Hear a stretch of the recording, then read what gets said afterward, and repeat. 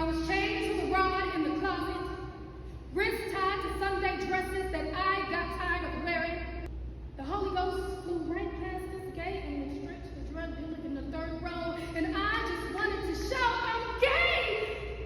Instead, I shouted, "Amen." I'm a creative who has church trauma, and I performed spoken word in a church, but I don't believe in God. And I know that sounds super crazy, but I did it. I did it for the plot, and I unintentionally found a little bit of healing and resolution and some unresolved things that I have been dealing with. So, peep this. The first lady of St. Peter United reached out to me on TikTok, and she asked me to be a part of her Pride program. And she didn't care about like my lack of faith.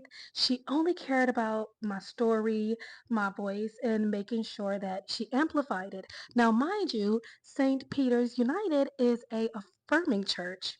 So when I found that out, I was like, okay, maybe this is something that I could at least consider.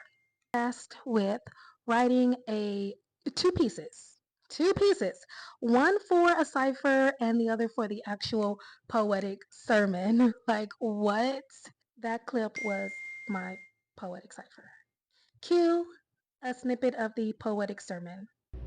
So when I think of God's image, I think of my grandmother and her wrinkles, a testament to the wisdom that she swallows down with a nice cold beer. When I think of God's image, I think of the bird symphonies and how the sun wraps me in serotonin. When I am enveloped in an embrace from the Creator, I feel peace, unlike when my dad's family said that I was disgusting. Yeah.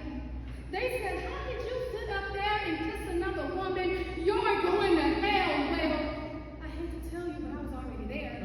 Come on. I was burning in that closet, suffocating on self-hate and shame. Do you know how hard it is to kill a flame you've already brewed in your heart? But God, don't make mistakes. When I stare in the mirror, I see something godly. When I stare at my reflection, I see perfection. I don't see a dirty dyke or a fallen angel or a mistake, because God doesn't make mistakes. God isn't hate, but I'll tell you what God is.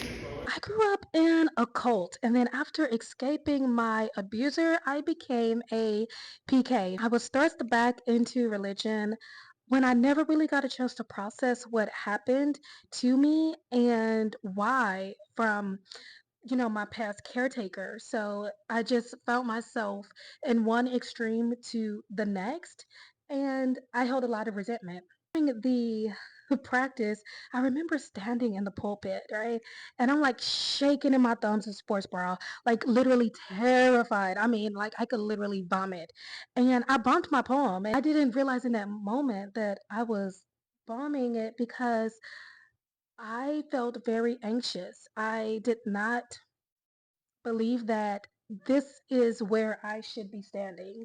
Standing on that stage, like everything came back. Like I wasn't good enough. I'd never succeed because of my sexuality. And literally, I'm a walking, breathing sin. Like every insult that was meant to break me down did. And that's because I never faced what happened to me and found peace with it. So the day of the performance for Pride and Praise, I had to keep reminding myself, like, I belong anywhere I put my pinky toe in. Like, I had a story in my poems that the congregation needed to hear. And maybe just like me, they never got a chance to tell their truth in that capacity. Maybe my words, my energy, my pain created a simultaneous type of healing in that room. So, do I believe in a higher being, some puppet in the sky, doing all this stuff like a mastermind behind the curtain? Absolutely not. But I do believe in myself, and I think that's pretty fucking impressive. I love you all.